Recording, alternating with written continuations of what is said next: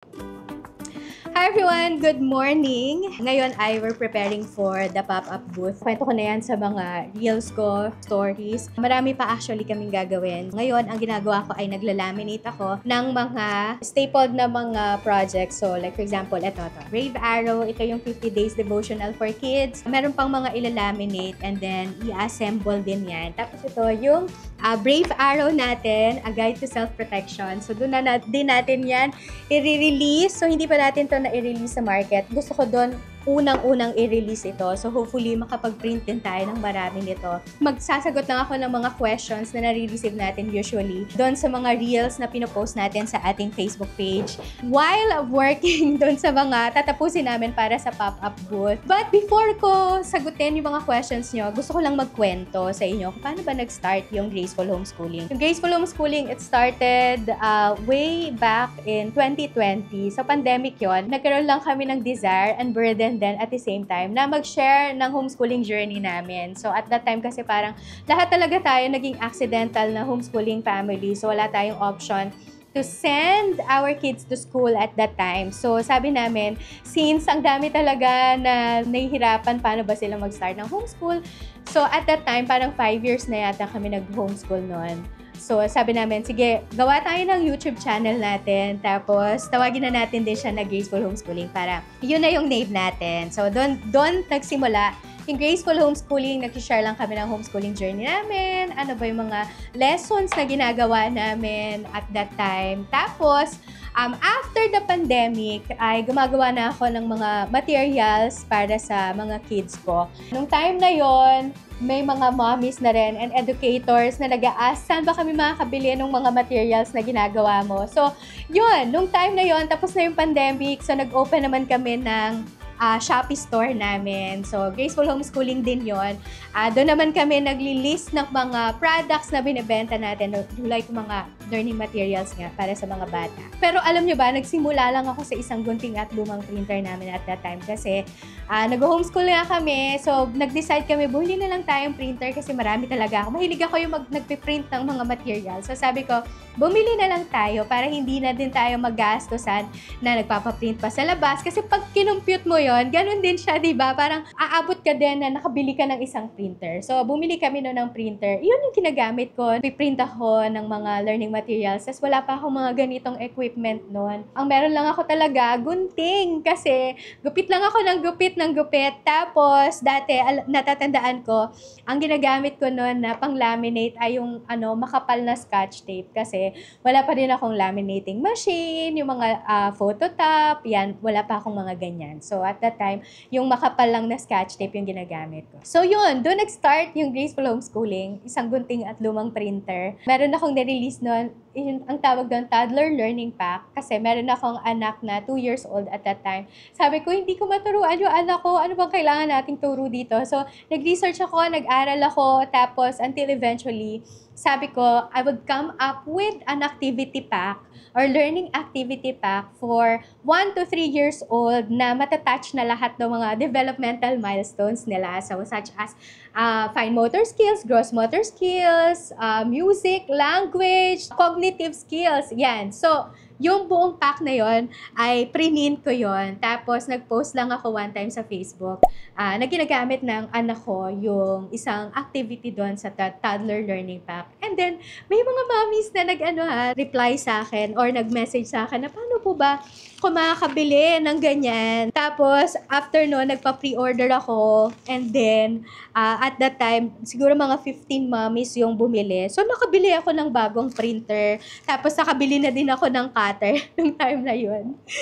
Yun, doon nagsimula yung Graceful Homeschooling. So, magsasagot lang ako ng mga questions natin. So, naglista na ako or sinave ko na yung mga questions na meron tayo. So, sabi niya, back-to-back ba ang paglagay ng self-adhesive film? So, ito yung self-adhesive film na tinatawag. So, ito yung phototop or yung cold laminating film. So, this one, hindi na kailangan ng laminating machine dito. So, pag in-apply mo siya, scraper lang, tapos ma-apply mo na siya. Pero medyo challenging at first yung pag-apply niyan. Kaya kailangan ng practice talaga. Tapos, yes, kailangan na back-to-back yung pag-a-apply ng Phototap. It's because pagka isa lang yung nilagyan natin ng Phototap, yung moisture ng environment ay hindi siya magiging balance. So, parang yung isa, merong protection, merong Phototap, tapos yung likodan niya, wala. Ang tendency nun, mag-curl up talaga yung mga paper projects natin. Kaya kailangan back-to-back yung paglalagay ng Phototap. Now, meron din ako na-receive na question about this naman, itong calling card laminating film. Challenging kasi ang pag-a-apply or paglalagay ng calling card laminating film. It's because meron siya, parang pagka niran mo siya sa laminating machine, nagkukulo-kulubot siya. So, I've discovered dalawang ways to do that. So, yung isang way ay kailangan hihilahin mo ito against the laminating machine. So, pagka niran mo siya, ay kailangan mo siyang hilahin against the laminating machine. Tapos, kailangan mainit na din yung laminating machine nyo pag niran nyo yung project nyo or yung cover nyo na merong calling card laminating film kasi pag hindi, mahihirapan nga siya, magkukulo-kulubot siya.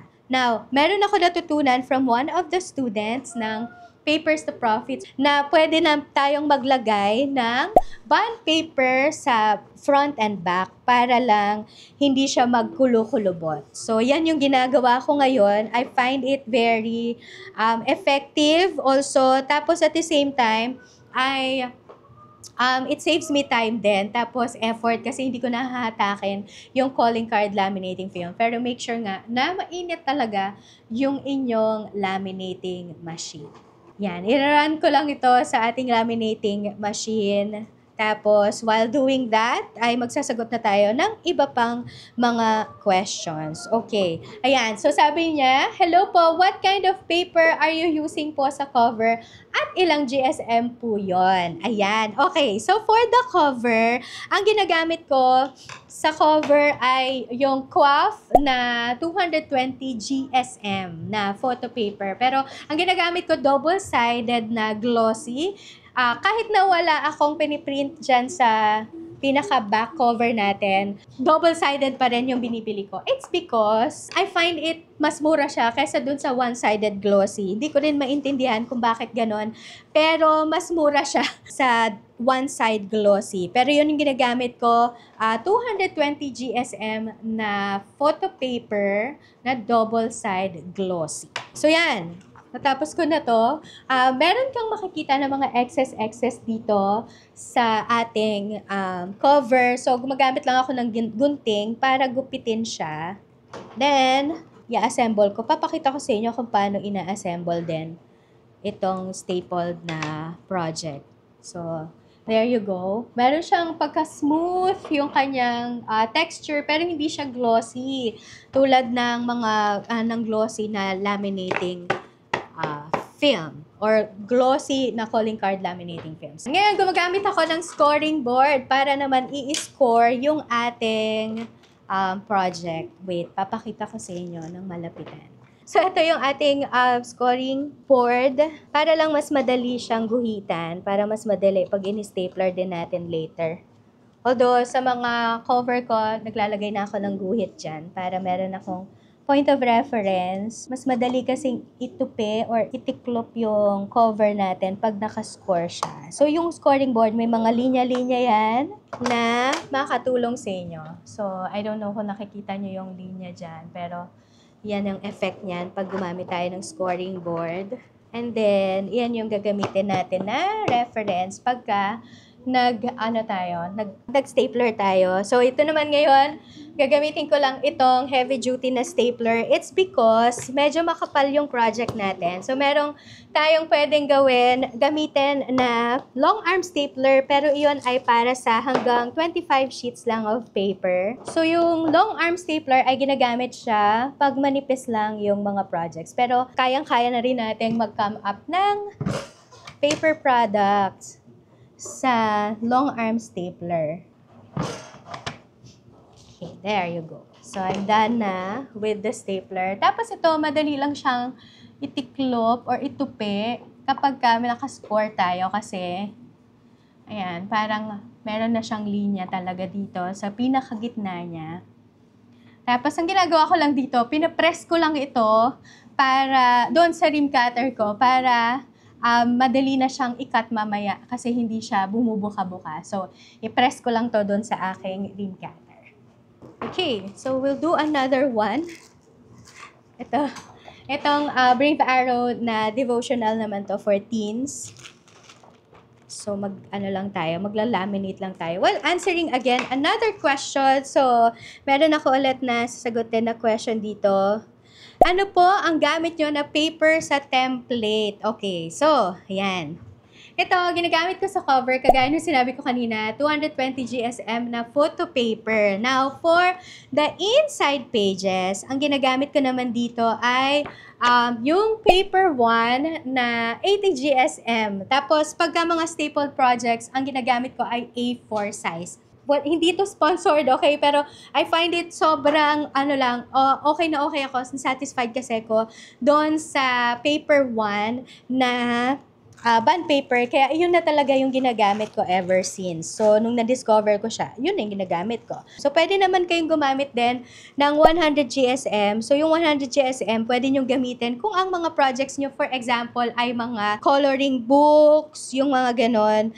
Kasi, ginagamitan ng mga bata ng mga coloring materials like brush pen, mga color pens, color pencils, crayons. So, importante na medyo makapal yung ginagamit natin pag mga coloring book kinikreate natin ng mga products. Pero pag mga journals and planners, na usually mga sinusulatan ng pen, pwede na yung 80 GSM. Ayan, na-run ko na ulit siya. Another question na sasagutin natin. Saan po ikaw nakakuha ng client, ma'am? I started to build yung Graceful Homeschooling page just because I really wanted nga to share yung homeschooling journey namin. Tapos little did I know na yung Graceful Homeschooling ay magiging community siya ng mga homeschooling families. So at that time, mga homeschooling families lang yung sinuserve natin. Tapos until eventually ay nagkaroon ako ng desire na gumawa naman ng isang community din na group. Ito naman yung mga stay-at-home at homeschooling moms din na meron silang desire na magkaroon sila ng home-based printing business. Or kaya magkaroon ng desire na paano ba ako makakatulong sa finances ng pamilya ko. So at that time, na-discover ko yung home-based printing business. So ginagawa ko na siya. Tinuro ko ngayon dun sa community. So ngayon, yung community na yon nasa 4,000 na mga homeschooling moms at mga individuals. Actually, meron ding mga men na nandun. Doon ako gumagawa ng mga commercial licenses. So yung commercial licenses ay ito na yung mga ready-made na mga templates na ang gagawin na lang ng mga nandun sa community ay ibebenta nila whether in digital product or physical products. So, isa yon sa market natin. Another market ay of course yung mga homeschooling families outside of the community. So, ito na, yung mga sila na, bumibili na sila nito. Tapos, yung platform na ginagamit natin or yung e-commerce platform na ginagamit natin ay yung Shopee, tapos TikTok, Lazada, but not actually more on TikTok and Lazada. Naka-focus tayo usually sa Shopee. Kaya, yun, doon ako nagma-market ng ating mga paper products and doon din sa Graceful Homeschooling page. I suggest na mag-create kayo ng isang page talaga wherein you would build your community kasi when they realize na you're adding value to their lives, that's when the time that they would really want to buy what you are creating, 'di ba? So, pagka nag-add ka na nag-add ng value, yun nga yung sinasabi ko sa mga students ng Papers to Profits na huwag lang tayo magbenta ng mga paper products, but let's really add value to the lives of the people. So, like for example, ano yung maitutulong nitong Brave Arrow na to sa mga bata? So, ano yung value na makukuha nila? More than dun sa, okay, bili kayo nito kasi ganito.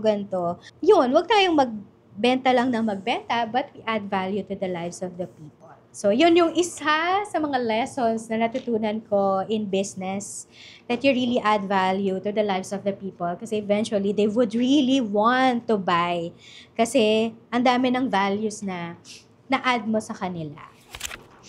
So here, natapos ko yung Brave Arrow, A Guide to Self-Protection. So ito yung pwedeng gamitin ng mga books ng mga bata kasi nagawa ito out of my conversation sa kotse na kasama yung anak ko na panganay. So, yan. Paano ba natin matuturuan yung mga anak natin na mag-set ng boundaries? So, yan. Kasi ang hirap ng conversation na gano'n, di ba? Paano ba? Paano ba natin ituturo na hindi dapat nakipag-usap sa mga strangers over the internet? Tapos, ano ba yung mga secrets talaga? Kailangan ba nagkikip ng secrets sa mga parents? Yung mga ganyang klaseng mga conversations. Sinulat natin yan at ilagay na natin yan dito sa book natin na Brave Arrow, A Guide to Self-Protection. So, yan, yung available ito sa pop-up booth natin tomorrow. Excited ako na i-release ito bukas. Yan, meron din ako na-receive na another question na para naman daw or kailangan daw ba na marami or malaki yung puhunan natin kapag nag-start tayo ng home-based printing business. Alam niyo ba, yun kaya kinikwento ko kanina, di ba? I started with isang gunting at lumang printer.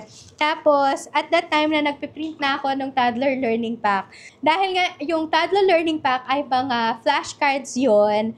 So, ang nangyari, yung printer namin na 5 years old, bumigay. Pero dahil nga, nagpa-pre-order ako sa mga mommies, ay nakabili ako ng ng 2 bagong printer. So, doon nagsimula yon. Tapos, nakabili din ako ng mga bond paper or mga photo paper na ginamit ko para doon sa toddler learning pack. And then, after nun, nasimulan na namin yung business namin. Pero dun lang talaga ako nagsimula sa gunting at lumang printer. Kaya yung mga nagtatanong na paano po yun, kung wala naman akong printer, wala akong mga printing equipment, so paano ako magsisimula? Alam nyo ba, na-create natin yung Papers to Profits para ma-address yung mga ganyang questions and issues na paano pag wala akong printing equipment? Paano ako mag-start na magbenta ng mga physical products? Alam nyo, we've got you covered because doon sa Papers to Profits ay meron tayong kinausap na partner printer. So, yung partner printer natin, siya na ang nagpo-produce ng mga paper products for us. Or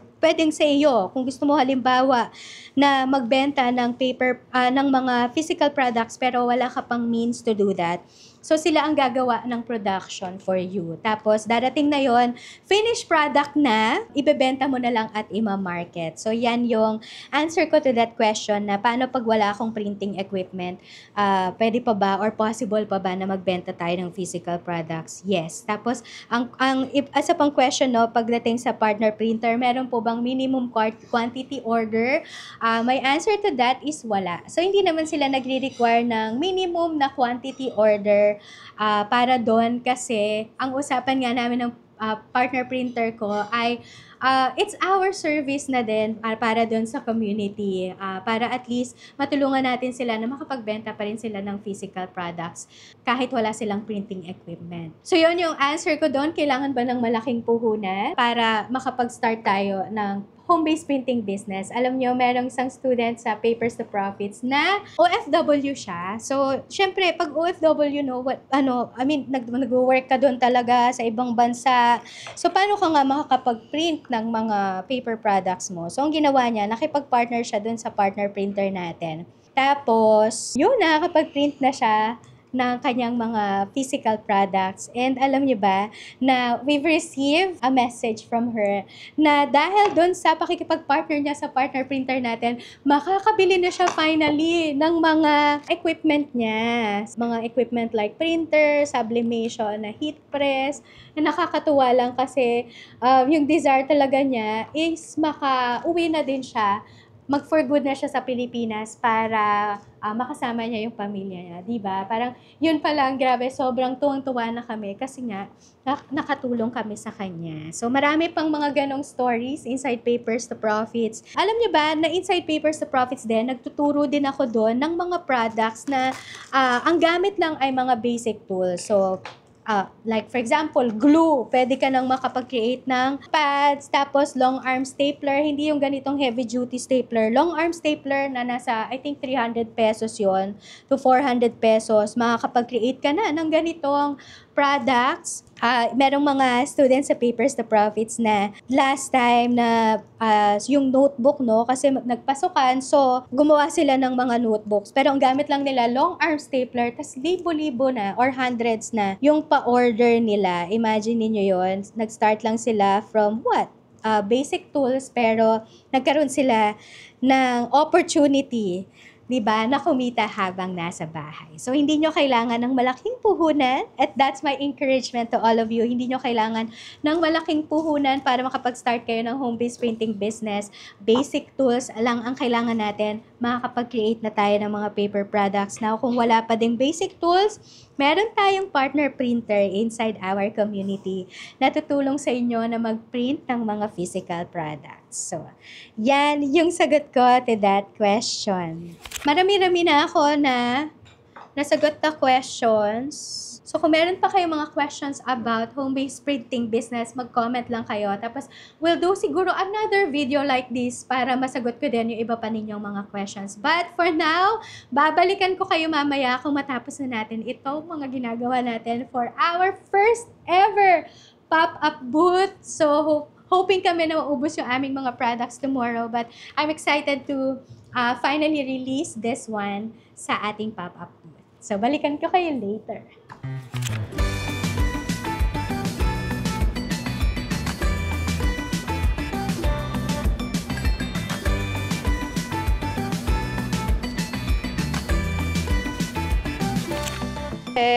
It's 5:59 p.m. and hindi pa rin kami tapos. Hindi pa tapos yung printer namin na mag-print. Pero papakita ko sa inyo yung progress na namin. So, ayan na. Na-print ko na tong mga journals na naka-staple siya. So, ayan. Naka-staple. Tapos, si Zoe finishing na lang with another set pa pala nung acrylic na bookmark na paper clip. Pero, eto na yung na-pack namin. So, yan palang na-pack namin. Meron pa kaming mga gagawin dyan. Printing pa rin yung printer natin. Tapos, nagka-cut lang ako dito kanina lang. And look at our HQ. Grabe, sobrang kalat nga. Magpa-punch lang ako ng corner nung mga pangbata. Kasi, gusto ko, ano siya, yung naka-corner punch. Para at least safe sa mga bata, di ba? Hindi sila masusugatan or hindi sila masusugatan. Pero last pala, meron pala ako papakita sa inyo. So, I'll show you, ayan, meron tayo ditong QR code, tapos nandito na din yung amount para hindi na maghahanap yung magbebenta bukas kung magkano itong presyo na to. But look at that. So, advice ko sa inyo, even the QR code, even the tag price, gawin nyo siyang excellent kasi makukonvince nyo yung mga buyers nyo na grabe, yung ano palang, price tag pa lang nila talagang pinag-effortan na tapos pinag-isipan. So, yun yung isa sa mga tip ko, business tip, na gawin talaga ninyong excellent kahit yung mga simpleng details lang. So, para maramdaman lang ng buyers nyo kung gaano yung value na nilagay nyo at effort at time na ginawa nyo para doon or nilagay nyo doon sa pag-create ng product. Okay, so, punch lang ako. Gamit na ako nitong ating heavy duty na corner rounder. Ito, madali lang kasi to. Kahit na makapal yung project, kayang-kaya niya. So, isang punch lang. And, ayan, na-corner punch na natin siya. Tapusin ko lang to. Tapos, ipapack na natin. And then, lalagyan ng price tag na may QR code. Tapos, yung iba pang mga small details, gagawin din namin mamaya-maya after namin siguro kumain. Kasi parang, gabi na. So, kailangan na namin din na matapos ito. Para at least tomorrow, pag pinick up na, ng business partner ko, okay na lahat ng mga items natin for the pop-up booth. So, here's an update. Kakadating lang ng mga journals na hardbound from our partner printer, tsaka yung mga planners nandyan na din. Tapos, naglalagay lang kami ng mga prices. And then, ayun na yung mga natapos namin. Meron pa akong tinatapos dito. Ito yung in his likeness and image. Then, magpiprint pa rin yung printer namin. Pero malapit na. Ganyan nakakalat ang HQ. So,